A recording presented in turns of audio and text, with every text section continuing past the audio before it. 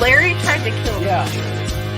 I was so thoroughly disgusted. I mean, think about it. Why does it make you special to do what you do? Packers jumping around. They rush forward. Plenty of time for John. Now squeezes, steps up in the pocket. Elliott can run inside the 10. Head first. He dives off the 5-yard line. My goodness.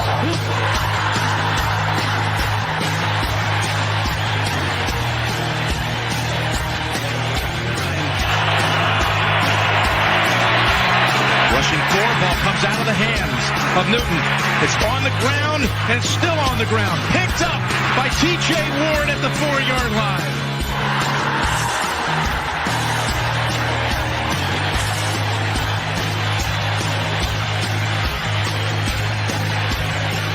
Rawson, Brian Clady, and Bob Miller.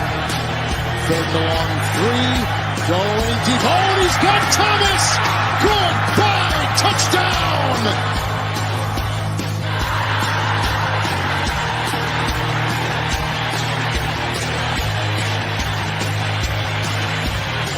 Here we go. First snap of the overtime. The Broncos have been in 3 overtime games this year. They won them all. Got him at the 40. It's Thomas at the 50. Stiff arm got him 3 to the 30. To the 20. Thomas to the 10. Denver's going on to New England. They win it on the first play of overtime.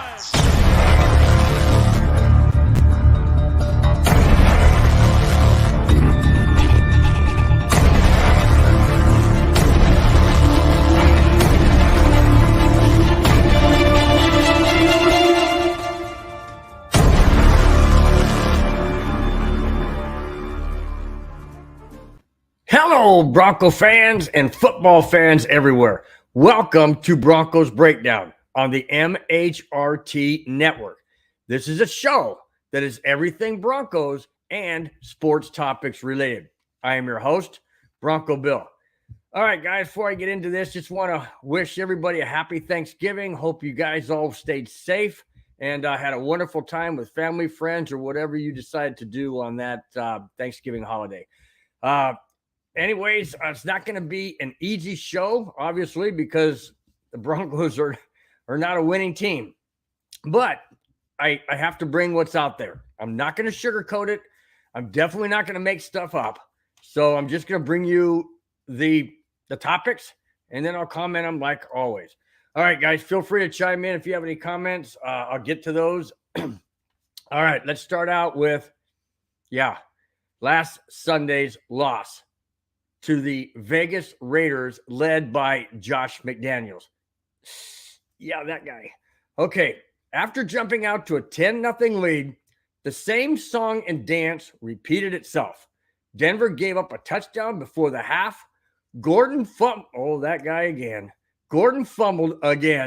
inside the red zone and was recovered by Vegas. Russell Wilson. Now this one bothers me. Now, first off, let me touch on the Gordon thing. Okay, I'll get into him a little bit later. That is a fumble again. The guy just doesn't learn how to hang on to the ball, period. So, like I said, I'll get to that in a little bit. But the one that bothers me, if you can believe this or not, bothers me even more than the fumble by Gordon, although that was extremely, costly, of course. Okay, so, excuse me, I'm sorry, it wasn't recovered by Vegas. It was recovered by the Broncos, but then McManus missed a field goal. Okay, so I correct myself. I'm sorry. Okay, Russell Wilson, it was 3rd down and 10. The Broncos did not have to get a first down. It would be great if they did, but they didn't have to because they had the lead 16-13 late in the fourth quarter, inside 2 minutes. Okay. Russell Wilson takes the ball, throws a pass that is incomplete on the right sideline. Why would he do that? He's a veteran quarterback that knows if the Raiders don't have any timeouts, and they didn't, why not slide down? Why not take a sack? Why not just run around and burn up as much time as you can?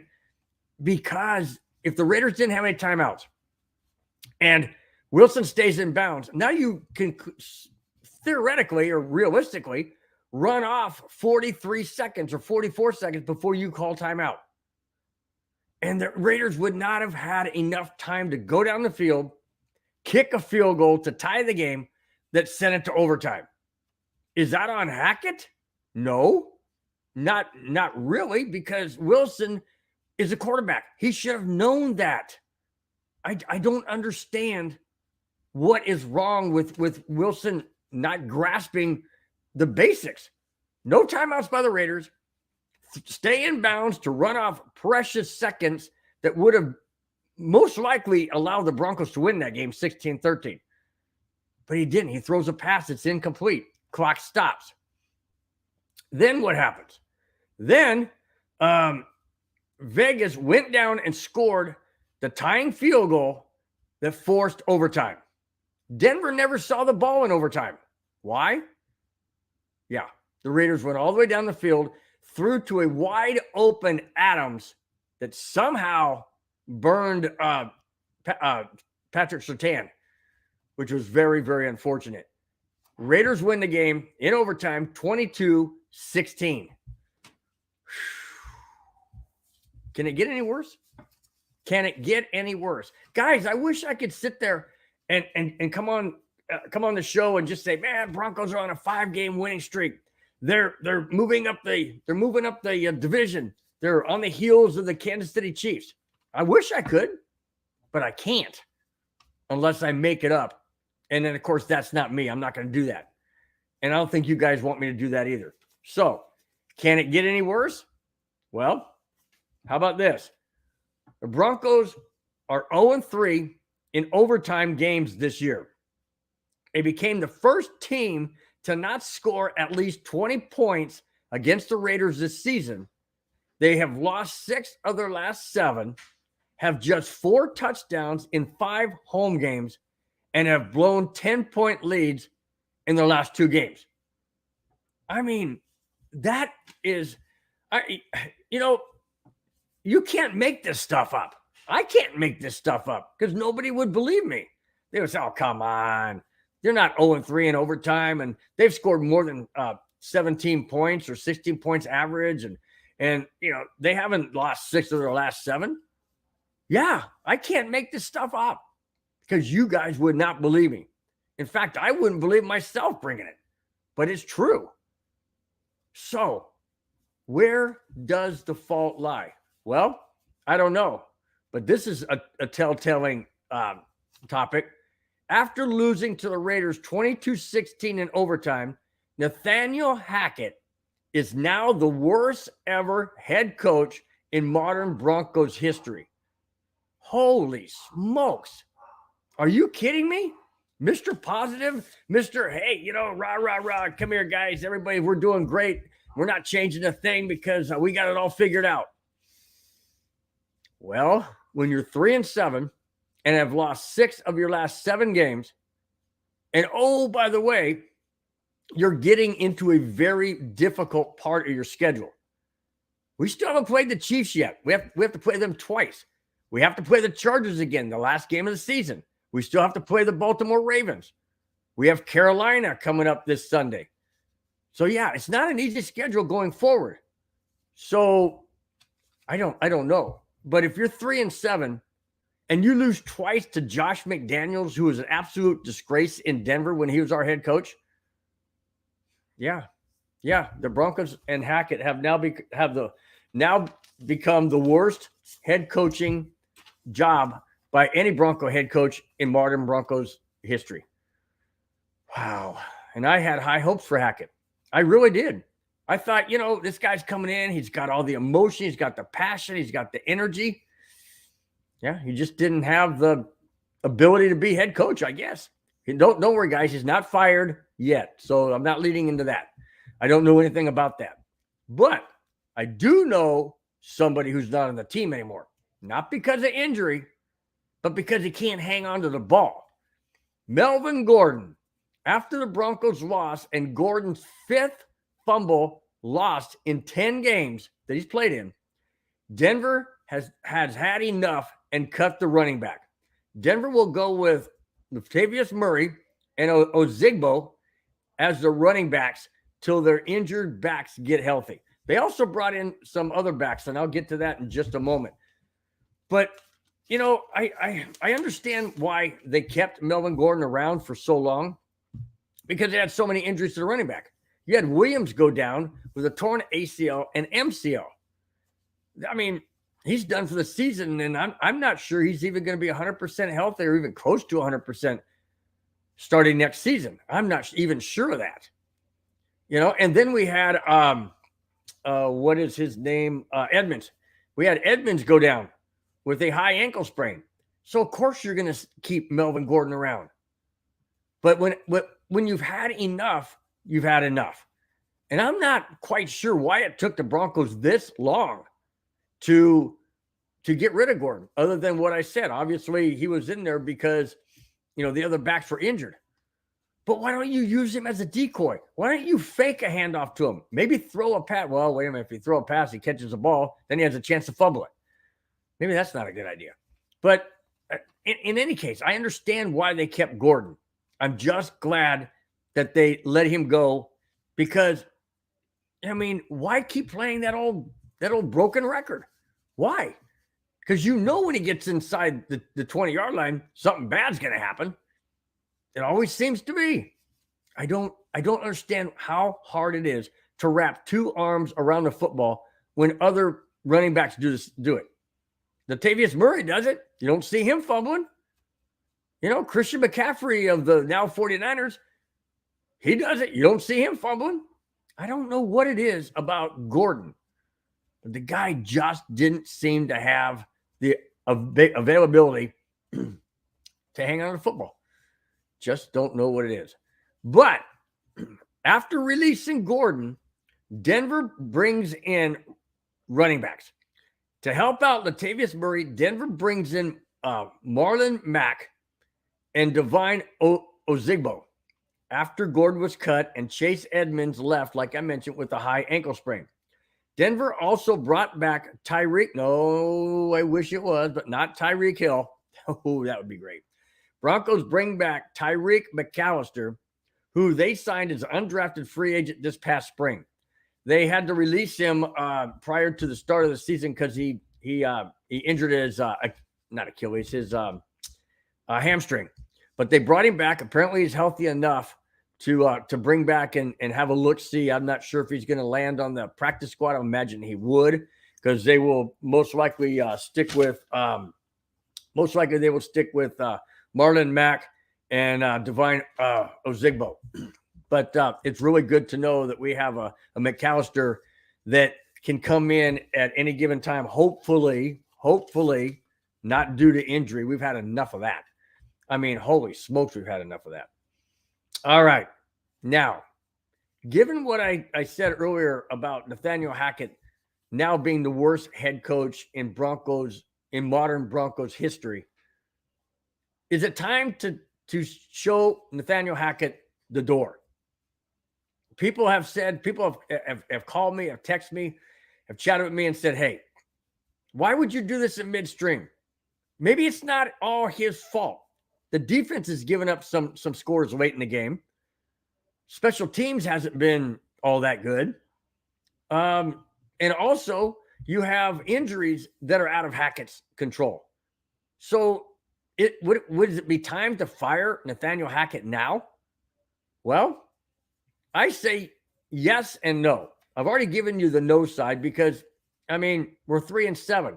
Does bringing in, let's say, I don't know, promoting, for interim Clint Kubiak, would that be a good thing? He's already calling the plays. Why else? I mean, why would you promote him to head coach and give him more responsibility than just focusing on play calling, of which he did last year in Minnesota? He wasn't the head coach of Minnesota. So why would you thrust him in that spot?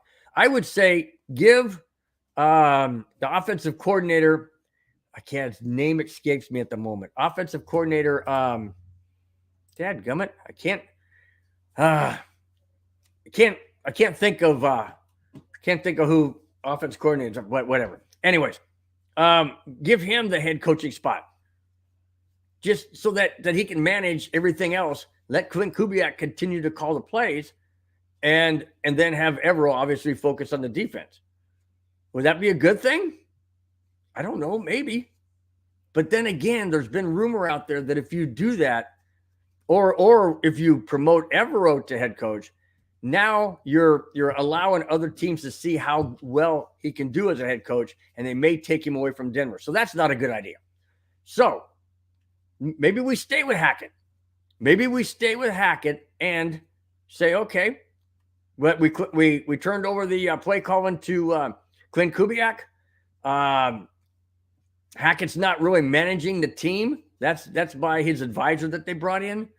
So what's Hackett? I watched the game, and of course I was on the call for the game with Glenn Hauser, and I'll tell you what, Hackett looked like he was lost. He didn't have a clipboard. He didn't have the heads. At one point, I heard that he tried to call in a play or something, and he realized they didn't have the headset. He's like, "Oh, I ain't calling plays anymore." So that was quite humorous. But that's what happens when you get used to something. That's what you want to do. So I go back to my topic. Is it time for Hackett to go? This isn't popular in mid-season, but with Denver entering its hardest part of the schedule, and I doubt they will suddenly find themselves, it's time to pull the Band-Aid off and show Hackett the door. With all of the responsibilities already delegated, what is there to lose? Well, more games to lose. But, in most cases, that would be beneficial to lose those games because you get a high draft choice. Not with Denver. No, Seattle's hoping we tank because Seattle gets our number one draft pick. Yes, we got a draft choice, a first-round draft pick, but it's hinged on what the 49ers do, not what we do. We could go out and lose every single game the rest of the season, be 3-14. Worst ever record in modern Bronco history. First ever that I remember. I've been a Bronco fan since 1976. They've never lost that many games. Well, of course, back then it was only 14 games, but you get the point. They've never been 3 and whatever in my recollection. Okay? So, what's the worst thing that can happen?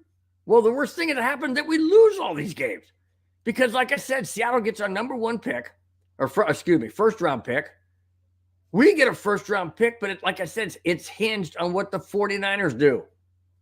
If the 49ers keep winning, our draft goes down. Because that's where the 49ers will be. They'll be a later pick because they've won that many games. So, what is there to lose? Nothing at this point in time to lose if Nathaniel Hackett is fired and we just go about the way we're going. Because if you put somebody else in charge, okay, and it's offensive coordinator, let's say, you put him in charge, make him the head coach, to interim head coach. You still have Clint Kubiak calling the plays, still got Evero on defense, and you still have the continuities per se, albeit it hasn't been that well orchestrated, but you still have the pieces in place. The only person that is not there would be Hackett. And I hate to say it, guys, but basically he hasn't been there all year because he has no clue what he's doing, in my opinion. After all, if you're going to right the ship in 2023, you might as well get started now. I agree. I never want to see a person lose their job. I really don't. It sucks all the way around. Doesn't matter if you're making $1 million a year or you're making $50,000 a year. Never want to see somebody lose their job. But I know for a fact that if I'm not doing my job and performing my job the way I need to and the way I'm expected to do, guess what? Probably not going to be there long. And neither should these guys. If they're not doing the job that they were hired to, I know a lot of people say, and I'm going to tie this into, we have had a ton of injuries. Okay, that's not on Hackett. Unless maybe the way they do their practices and scrimmages and things like that, maybe that has something to do with it. I'm not buying that. I just am dumbfounded as to how many injuries the Bronco team has this year. It's uncanny. It's unfathomable. I can't recall any time the Broncos had this many injuries in any given season. So is that on Hackett? No. Is a fourth quarter blundering by the Bronco defense? Is that on Hackett? No, that's on Evero. And I don't understand what Evero's doing. I mean, the Broncos defense looks phenomenal. Really, really good in the first 3.5 quarters. They get into halfway through the fourth quarter, and something happens. Actually, the last several minutes of the first half, they've given up touchdowns in back-to-back games and ended up losing a 10-point lead and eventually losing the game. So that's on Evero. What is he doing different? Why is he changing up from what had gotten them the 10-point lead? Because the offense scored points and defense held the other team. Why change? I don't understand these defensive coaches or offensive coaches. I don't get it. Why are you going into prevent when all you know all it's going to prevent is you winning? So I don't understand it. I don't get it. Special teams. We had a blocked field goal in the Raider game from like 20-something yards out. McManus had it blocked. I mean, just botchery after botchery. I mean, just botching everything up. Injuries. Bad management. Indecisive plays. Russell Wilson not going down and taking a sack or at least sliding and staying in bounds. Running off precious seconds that the Raiders can't stop because they didn't have any timeouts.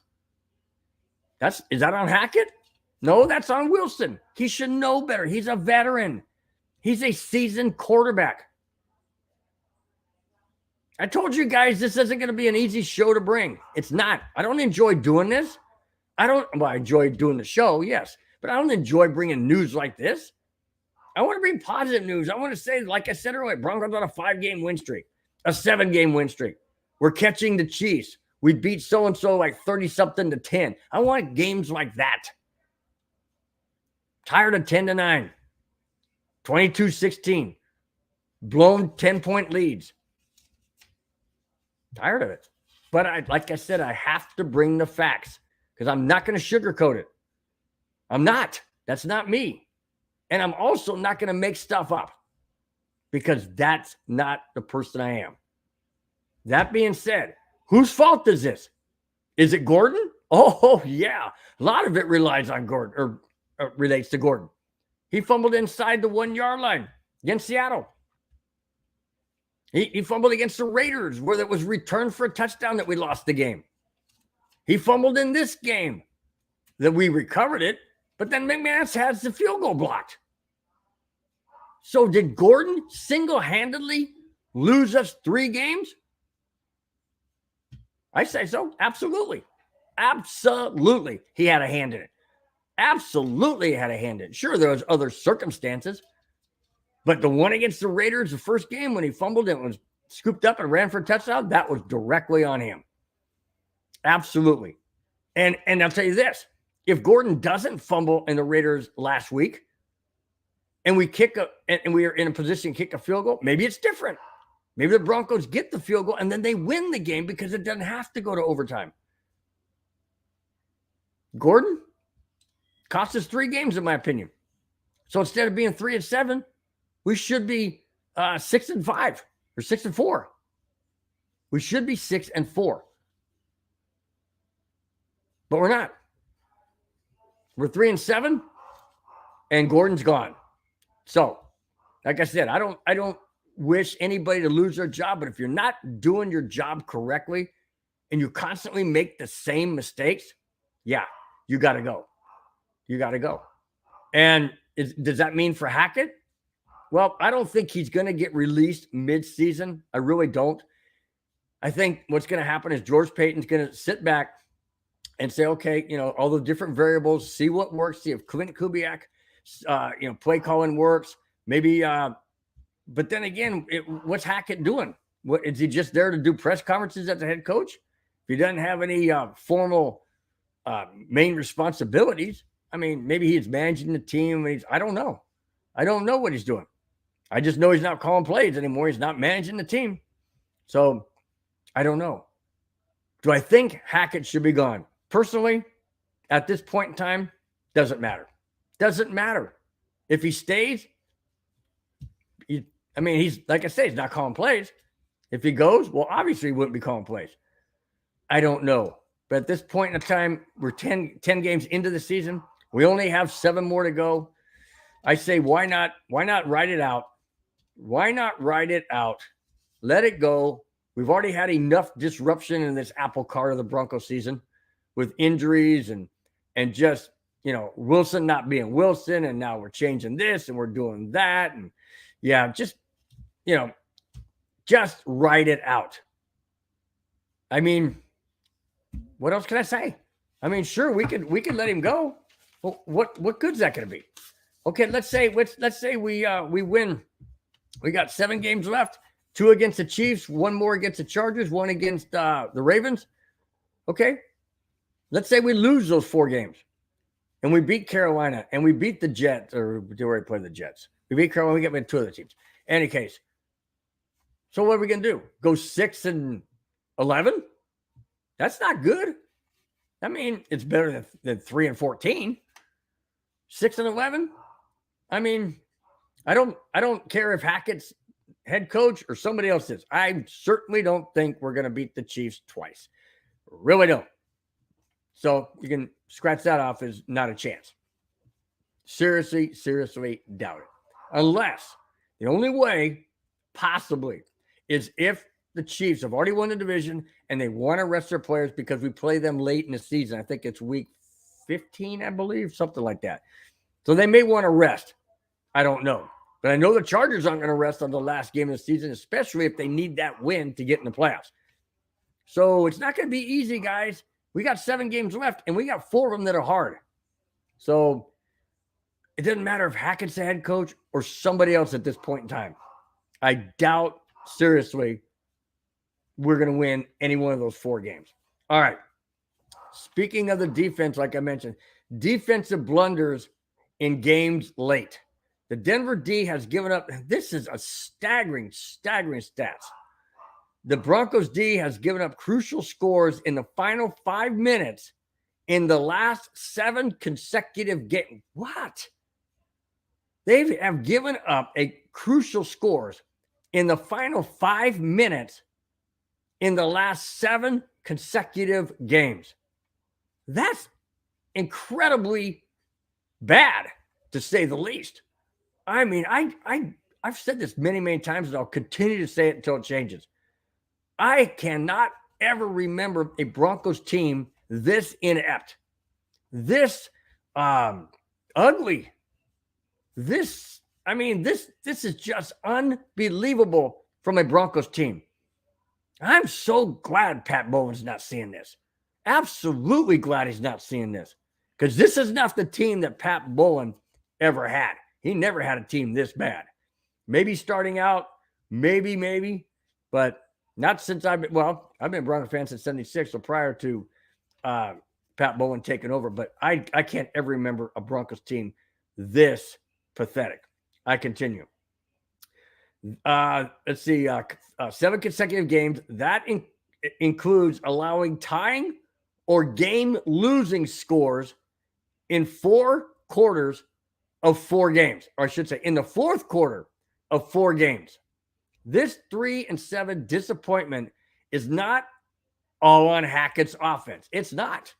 It's on the defense as well.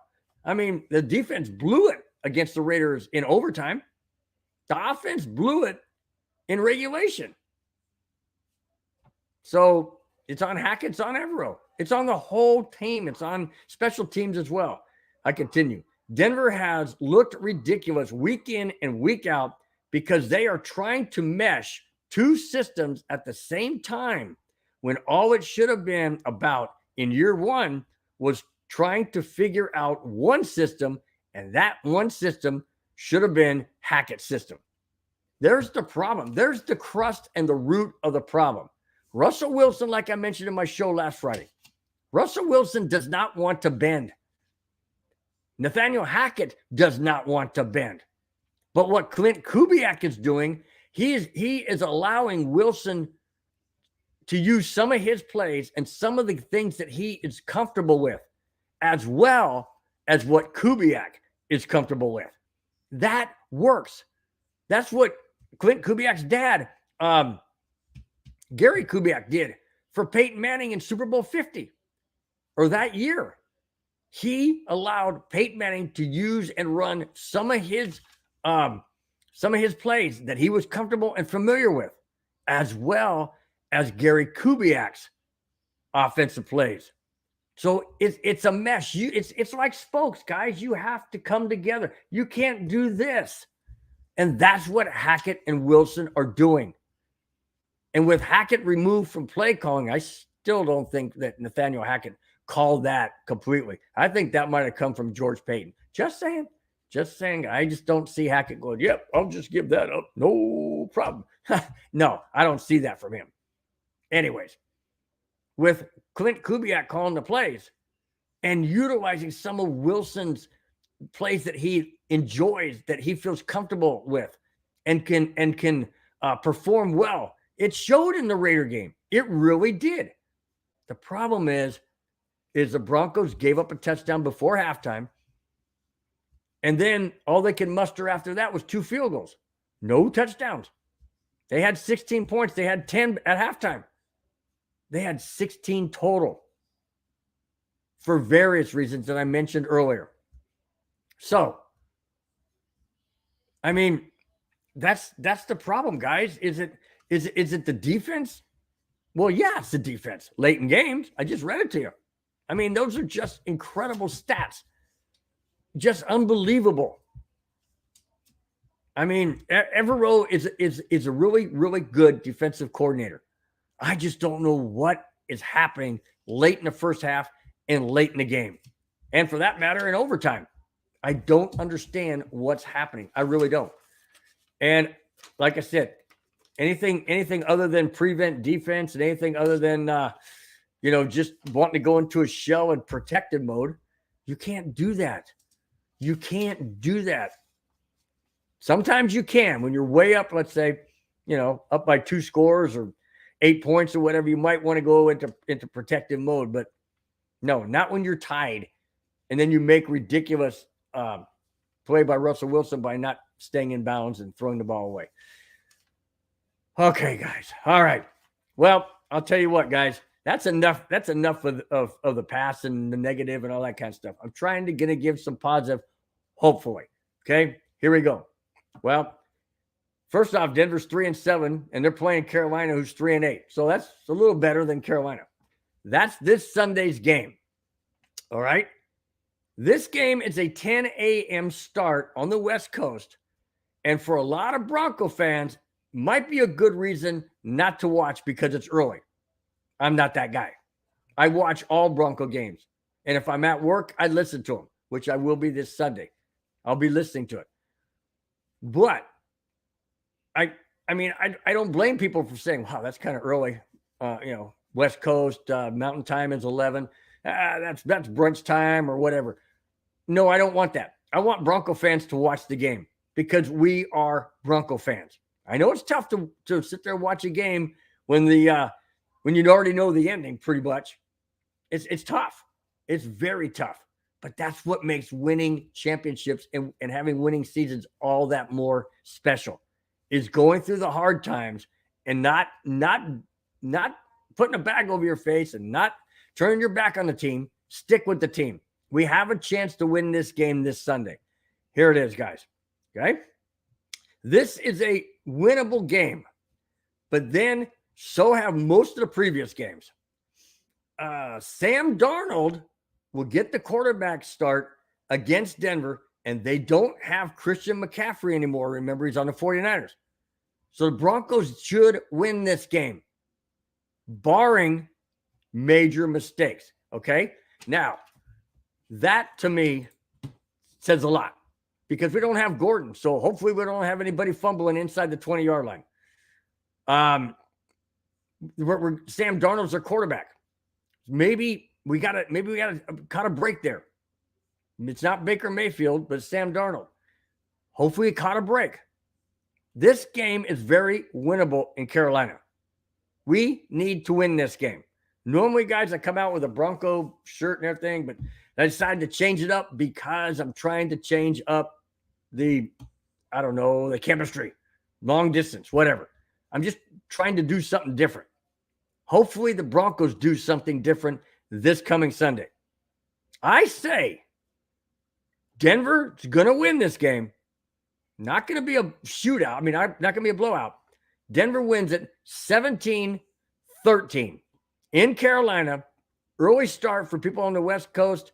It starts at 10, 11, 12, and 1. All right? Don't miss it, guys. Denver's going to win this game. I'm going to go out there on the limb right now and say we got this game won. It's not in the bag, of course. They haven't played. But I'm saying Denver is going to win this game. And it's going to be because Clint Kubiak is calling the signal or the plays again for the second week in a row. He's going to have a little bit more seasoning under his belt. And Denver wins this game in Carolina, snaps the losing streak, and I can start talking about something positive the Broncos did as opposed to negative, which I don't like doing, guys. I really, really don't. Quick shout out. First off, but Douglas chimes in and says McDaniels is still worse. He is. But we've lost to him twice this year, which is very, very painful because the Raiders only have 3 wins. 2 of them are against us. That stings, guys. That really, really stings. And then, of course, I got to give a huge shout out to D-Rock. D-Rock, always nice to have you in the house. Thanks so much for your support. Always appreciate it. Sorry for the sad topics about, the way the Broncos have played or haven't played or miscues and this and that. But if you missed any of it, go back and watch it. It'll be posted here very, very soon. All right. That's it, guys. That's all I have. Thanks for watching. Thanks for subscribing. Really do appreciate it. If you have not subscribed, please do so. MHRT Network, as well as myself, would really, really appreciate it. Guys, let me bring you up to speed on the other shows. On Sunday, it's going to be The Neighborhood. That's going to have Madungus Creevy as well as Glenn Hauser. I have to work. I won't be able to be on that show. But watch it. It's great. It's commenting on the plays, and it's real, and it's a lot of fun. It's a lot of fun. So tune in if you can. That's on Sunday. That starts at game time. Whatever time zone you're in, that starts at game time. And then on Tuesday, you have the 5280 podcast that hosted by Madungus Creevy, his really good friend Glenn Hauser, Boggins, and Cam. That goes live every Tuesday, 5, 6, 7, and 8. Then on Wednesday, you have the let me back up. Monday, my fault. Monday night is the Cluster Puck podcast. That goes live every 5, 6, 7, and 8. And that is hosted by Nick and Britt. And they talk about Avalanche games that they played earlier in the week, as well as the upcoming games. That's on Monday, 5, 6, 7, 8. And then on Tuesday, I already told you about 5280 podcast. Then on Wednesday, the Wild Wild West. That features a fan from every AFC West team, Broncos, Raiders, Chargers, and Chiefs. That goes live every Wednesday, 4:30, 5:30, 6:30, and 7:30. And then on Friday, this show, Broncos Breakdown, hosted by me, Bronco Bill, is live every Friday, 5, 6, 7, and 8. Thanks again, guys, for watching. Hope every single one of you out there had a wonderful Thanksgiving. Once again, stay safe, guys, and have a great, great rest of your weekend. Broncos, let's get it done, all right? Let's get it done this week. All right, guys, we will talk to you next Friday. Till then, take care. Bye-bye.